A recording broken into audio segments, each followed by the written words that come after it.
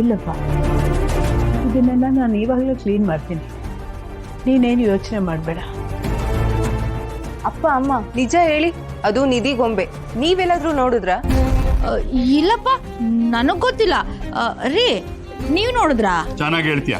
ಬೊಂಬೆ ಇಟ್ಕೊಂಡು ಆಟ ಆಡೋ ವಯಸ್ಸೇನೆ ನಮ್ದು. ಅದಿಟ್ಕೊಂಡು ನಾನೇನ್ ಮಾಡ್ಲಿ? ಅದನ್ನ ನಾನ್ ತಗೊಳ್ಳಿಲ್ಲಪ್ಪ. ಅಪ್ಪ, ನೀವು ತಗೊಂಡಿದ್ದೀರಾ ಅಂತ ಯಾರು ಕೇಳಿಲ್ಲ, ನೋಡಿದೀರಾ ಅಂತ ಕೇಳಿದ್ದು. ನೀವ್ಯಾಕೆ ತಗೊಂಡಿಲ್ಲ ಅಂತ ಹೇಳ್ತಿದ್ದೀರಾ?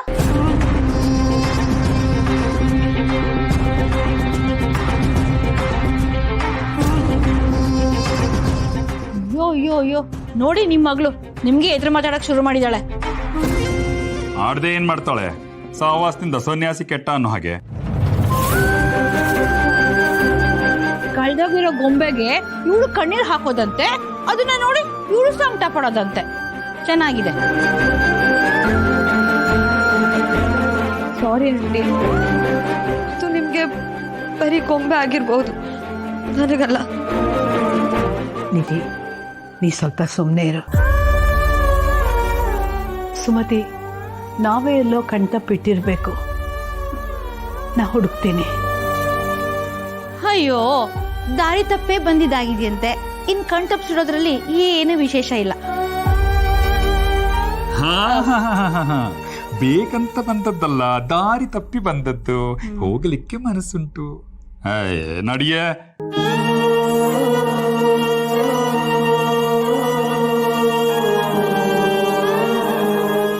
ಸಾರಿ ನಿಧಿ, ಅಪ್ಪ ಅಮ್ಮ ಇಬ್ರು ಯಾವಾಗ್ಲೂ ಹೀಗೇನೆ. ಅವ್ರಿಗೆ ಯಾವಾಗ ಏನ್ ಮಾತಾಡ್ಬೇಕು ಅಂತಾನೂ ಗೊತ್ತಾಗಲ್ಲ. ನಾನ್ ನಿನಗೆ ಗೊಂಬೆ ಹುಡುಕೊಡ್ತೀನಿ.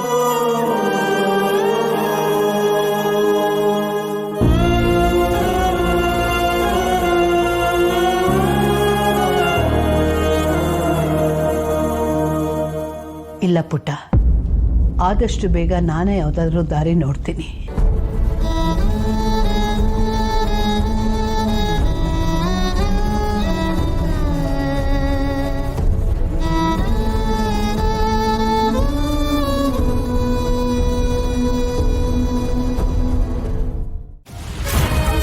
ನೀವುಗಳ ದೃಷ್ಟಿ ತೆಗೆಯೋಕೆ ಮೊದಲೇ ನನ್ನ ದೃಷ್ಟಿ ಬಿದ್ದಾಗಿದೆ.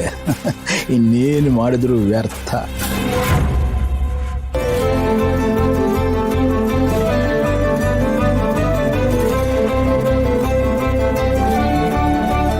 ಬನ್ನಿ ಬನ್ನಿ ಬನ್ನಿ.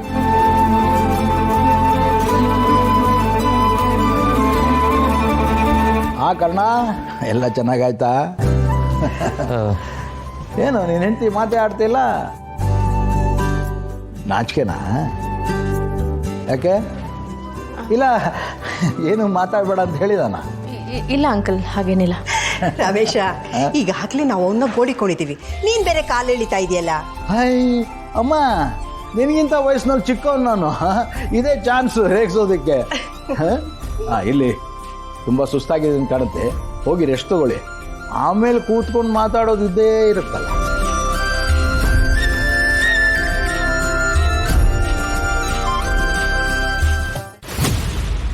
ಕರ್ಣ, ನನ್ನನ್ನೇ ಯಾಮಾರಿಸ್ಬೋದು ಅಂದ್ಕೊಂಡಿದ್ದೀಯೇನೋ?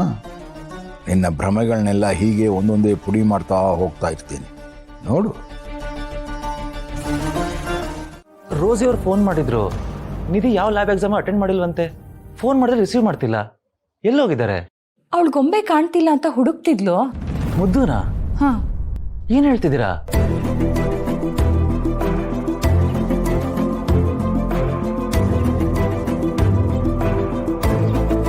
ಪಾಪ, ತುಂಬಾ ಒದ್ದಾಡ್ತಿದ್ಲು ಕಣೋ.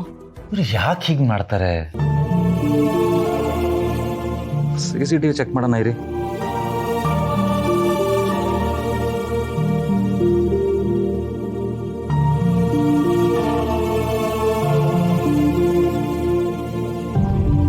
ಹಲೋ, ನಿಮ್ಮಿಂದ ಒಂದು ಹೆಲ್ಪ್ ಆಗಬೇಕಾಗಿತ್ತು.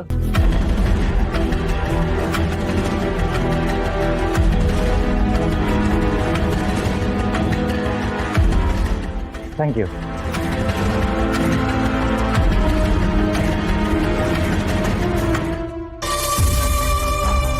ಅವಳು ಗೊಂಬೆನ ಕಳ್ಕೊಂಡು ಒದ್ದಾಡ್ತಿದ್ದಾಳೆ ಅಂದ್ರೇನೆ ಇಷ್ಟೆಲ್ಲ ಯೋಚಿಸೋನು ನೀನು.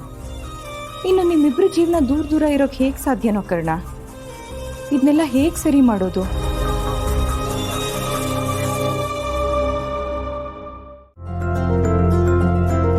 ಅಯ್ಯೋ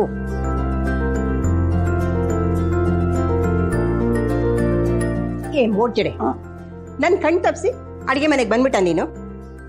ನಾನ್ ನಿನ್ಗೆ ಏನಂತ ಹೇಳಿದೆ, ಈ ಕೆಲಸ ಎಲ್ಲ ನೀನ್ ಮಾಡಬಾರ್ದು, ಇದನ್ನೆಲ್ಲ ಮಾಡಕ್ಕೆ ಜನ ಇದ್ದಾರೆ ಅಂತ ಹೇಳ್ತೆ ತಾನೆ. ಸುಮ್ಮನೆ ಹೋಗಿ ಕೂತ್ಕೋ. ನೋಡು, ಹೀಗೆ ಸುಮ್ಮನೆ ಕೂತಿದ್ರೆ ಬೇರೆ ಬಿಟ್ಬಿಡುತ್ತೆ ಅಷ್ಟೇ ಮನುಷ್ಯನ್ಗೆ. ಏಯ್, ಯಾಕೆ ನನ್ನನ್ನು ಯಾಕೆ ಅಡುಗೆ ಮನೆಗೆ ಬರಕ್ ಬಿಡಲ್ಲ ನೀನು? ನಾನೇನು ಅಡುಗೆ ಚೆನ್ನಾಗಿ ಮಾಡಲ್ವಾ? ನಾ ಮಾಡಿದ್ ನಿಂಗೆ ಇಷ್ಟ ಆಗಲ್ವಾ?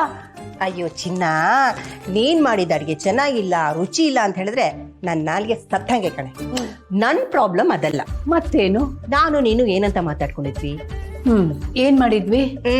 ಎಲ್ಲ ನಾನೇ ನಾಪಿಸ್ಬೇಕು ಇವಳಿಗೆ. ಮೊಮ್ಮಕ್ಕಳು ಮದುವೆ ಮುಗಿದ್ಮೇಲೆ ನಾನು ನೀನು ರೆಸ್ಟ್ ಮಾಡ್ಬೇಕು, ಸುತ್ತಾಡ್ಬೇಕು, ಎಂಜಾಯ್ ಮಾಡ್ಬೇಕು, ಟ್ರಿಪ್ ಹೊಡಿತಾನೆ ಇರ್ಬೇಕು ಅಂತ ಅಲ್ವಾ? ಈಗ ನೀನ್ ಅದನ್ನ ಮರಿತಾ ಇದೀಯ. I don't like this. Lachchi, ಏನ್ ಗೊತ್ತೇನೆ, ನೀನು ನಮ್ಮನ್ನ ನಿಮ್ಮ ಮನೇಲಿ ಕರ್ಕೊಂಡ್ಬಂದು ಇಟ್ಕೊಳ್ಳೋಕೆ ಮನಸ್ಸು ಮಾಡಿದೀಯಲ್ಲ, ಅದ್ರ ಋಣ ಹೇಗೆ ತೀರಿಸ್ಬೇಕು ಅಂತ ನಾನು ಪ್ರಯತ್ನ ಪಡ್ತಾ ಇದ್ದೀನಿ ಕಣೆ. ಅದನ್ನ ತಡಿಬೇಡ್ವೆ? ಕಾಯ್ ಮಾಡಿತೀನಿ. ಋಣ ಗಿಣ ಅಂದ್ರೆ ಋಣ ಅಂತೆ ಋಣ. ಸ್ಟಾರ್ಟ್ ಮಾಡ್ಬಿಟ್ಲು ಕಂತೆ ಪುರಾಣನ. ಮುಜಡೆ ಈಗ ಹೊಸದಾಗಿ ಆನೆ ಮುಗಿಸ್ಕೊಂಡು ಬಂದಿದ್ದಾರಲ್ಲ ಜೋಡಿ, ಅನ್ನೊಂದ್ ಸ್ವಲ್ಪ ಕಾಡ್ಸೋಣ. ಚುಚ್ಚು ಬೇಡ ಕಣೆ. ಎಂತು ಅವ್ರ ನಾಚಿಗಳಂತೂ ನೋಡಕ್ ಚೆನ್ನಾಗಿರುತ್ತೆ ಕಡೆ. ಬಾರೆ ಬಾರೆ. ಅಯ್ಯೋ, ನೀ ಎಲ್ಲಿ ಬಿಡ್ತೀಯ ನನ್ನ?